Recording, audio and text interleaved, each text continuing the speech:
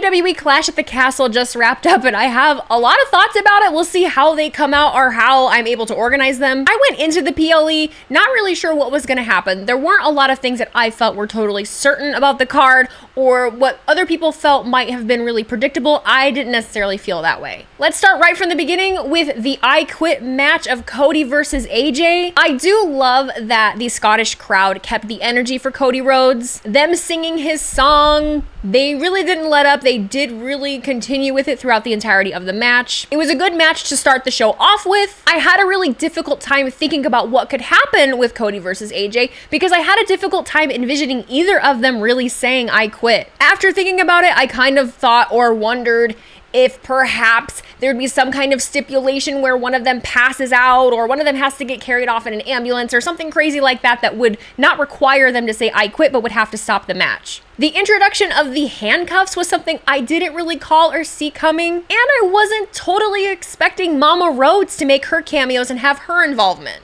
Overall, I really enjoyed this match. Cody and AJ have really good in-ring chemistry. I did not foresee AJ winning, and he didn't. But the way that the match ended, I didn't know what to expect, but that isn't what I expected, which doesn't make any sense.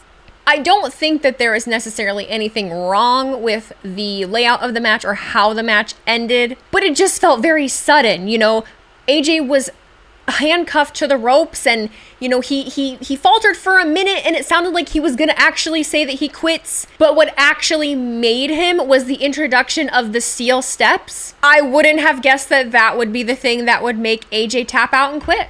And that was my issue from the beginning. Like, I didn't see Cody saying I quit, and I didn't foresee AJ saying I quit. I think it's really a me problem because I'm like, there's no way that AJ would say I quit just, you know, with the threat of getting hit with some steel steps. Mama Rhodes, though, triple slapping AJ Styles. It's like the first one wasn't good enough, so she did it a couple more times. Michelle's a badass.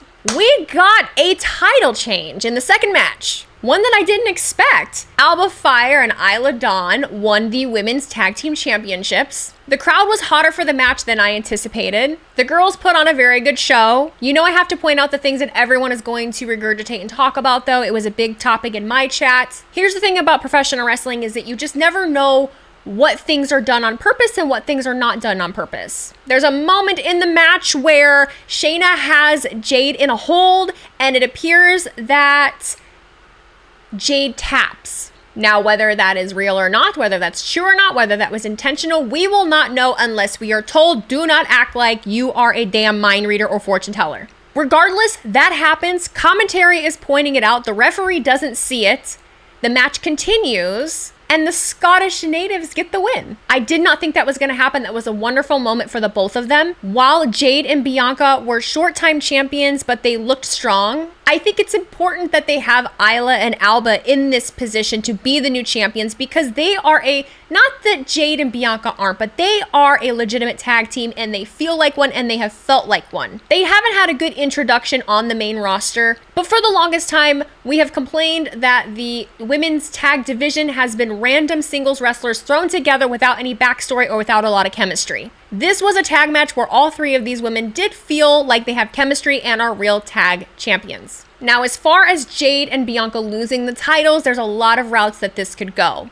Whether that tap out was intentional, whether it wasn't, it's something that could play into the fact that both Bianca and Jade lost their titles. Bianca could blame Jade, or down the line, if they want to just keep it rolling, Bianca could get some jealousy for Jade. Jade could have some jealousy of Bianca.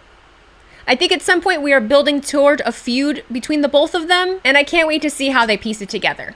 I feel like the last few PLEs, we've really honed in on there being interference or expecting a lot of the webs that are weaved between factions that there will be interference in order to sway the outcome of a match. With Sammy and Chad Gable, a lot of people really believed that Otis was going to interfere and keep Chad from winning the title.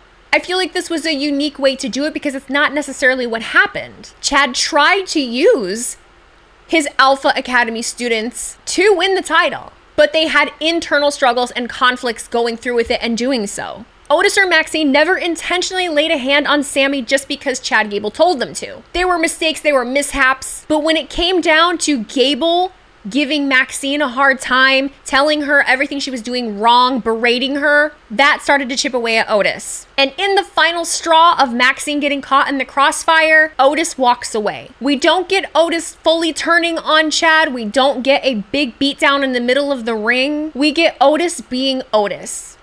Gentle, human, sweet man, carrying away beautiful Maxine. And I hope that means they truly are walking away from Gable. I really felt that this was the time that Gable needed to win the title, but because they didn't pull out all of their stops, I think there's still more gas in the tank and they can move forward. I'll be interested to see what happens this week on television, what the interaction will be between Gable and Alpha Academy, if Tozawa is included in that since he wasn't at Clash at the Castle, but also the involvement of the Creed brothers and Ivy Nile. For the last few weeks, behind certain interview and backstage segments, we've seen Chad Gable talking to different members of the Creed brothers and Ivy Nile. So I am expecting the Creeds and Gable to team up, and I would really like to see all of them as a heel dominant faction. And I would really like to see Gable as a heel intercontinental champion. I think he's earned it. I think this character of him is great. I think it's my favorite and I want to see more. Okay.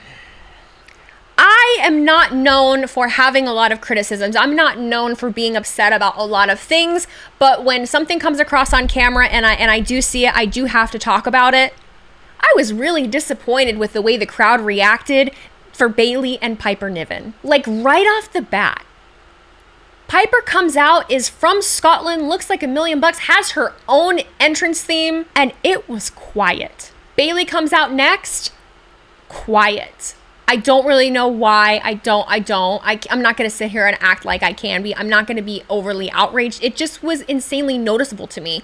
And it was noticeable to my chat as well. And I don't want to put words in other people's mouths, but Bayley was coming down the ramp and it just looked like she knew. At one point, she's walking down and she goes, "Come on, guys, I know you've still got something left in you." Or something along those lines. And that made my heart hurt for them. The crowd was bipolar throughout the entire match. And as much as I'd hate to say that swayed the way I felt about it, it kind of did. I thought the girls did a great job. Chelsea Green, she is such an underrated talent in so many ways. She can be utilized in so many ways, and I think this match was a great testament to that. Poking Charles Robinson in the face and then coming out in a luchadora mask? Amazing. I'll be curious what happens between the three of them if a feud continues, but I wish the Scottish crowd would have given them a warmer welcome. And finally, my favorite Scot, good ol' "you took my opportunity," Drew McIntyre and Damian Priest. There were a lot of speculations and theories about what was going to happen. And like I mentioned earlier, the last few PLEs, we've really honed in on some kind of interference. And it feels like a lot of the things that we are theorizing about do not come to fruition. This match was no exception. With everything going on within the Judgment Day, everybody really thought that even though the Judgment Day was barred from ringside, they would find a way to show up, or they would send someone that isn't in the Judgment Day, like Carlito or Liv Morgan. We didn't hear or see a peep from any of them. The match was strictly, until a point, Drew and Damian. Both of them are absolute warriors and deserve their flowers for this match. The fact that Drew flew home to do this match while his wife was at home and just had emergency surgery, I can't imagine how difficult that must be, how difficult that is. Damian having the incident in the match where his ankle gets caught up in the ropes, amazing professionalism between the both of them, getting him out of that situation and then carry on with the match. The fact that Damian was able to carry on in that match, hats off to him. Now, the interference that we did talk about that did actually happen was CM Punk showing up. Drew McIntyre's mortal enemy. Punk interfered and stole Drew's moment. The referee gets knocked out of the ring. Drew has Damian down for the 3 count and there is no ref in sight. Who shows up to save the day?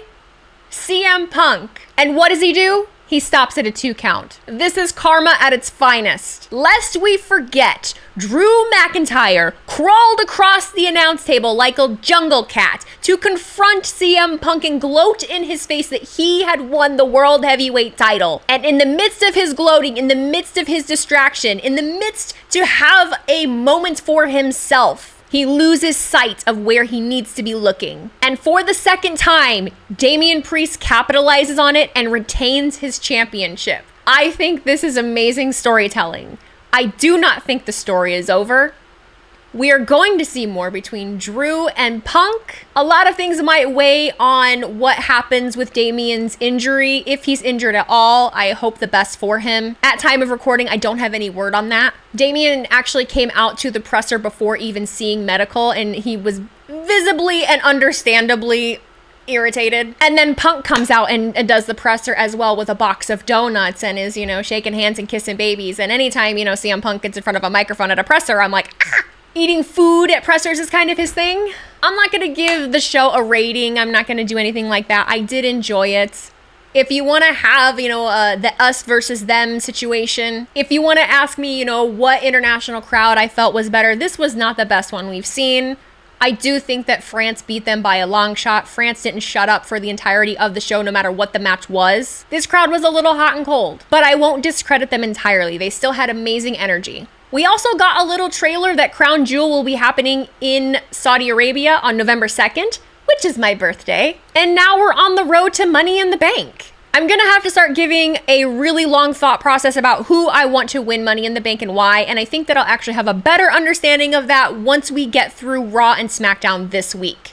I need to see the fallout from Clash at the Castle before I can really make an educated decision. If you've made it this far in the video, I did just want to address something really quick. I haven't been in the best of moods. On stream, I've been a little agitated. I've been a little irritable. I do want to apologize for that, even though I know a lot of you would tell me that I don't need to. I am very tired. I am very frustrated. I feel like Drew McIntyre on a daily basis because my ass comes out here and it's just like, I just got off of work. And I think I've told you guys that part of me just thinks that I need to stop being a little bitch. I love making content. I love making videos for you guys. Some days I feel really on and some days I feel really off. There are a lot of people entering this space and I feel like I am not reaching my full potential the way that I want to. I had something really exciting kind of fall in my lap a couple months ago and it hasn't really come to fruition and I don't have a lot of answers about it, and that's been weighing on my mind heavily as well. Because when you get let down on something or you think that something is going to happen that feels like the most important thing in this space, thoughts kind of start running through your head on, oh, well, what did I do wrong? Am I doing something wrong? When really it might not be that at all. I get in my own head. I'm trying not to. I have so many good ideas and things that I just need to make happen and I haven't made them happen. Comparison is a thief of joy and I know that, but I'm very hard on myself and I want to be good at this and I want to be the best. And I know I'm not, and I know that I can't be, but I know that I can try harder and I know that I can be better. So thank you for your support. Thank you for being here. Thank you for watching me. Thank you for saying all of the nice things. Being a woman content creator in the wrestling space is probably a lot different from many of the other people that you watch.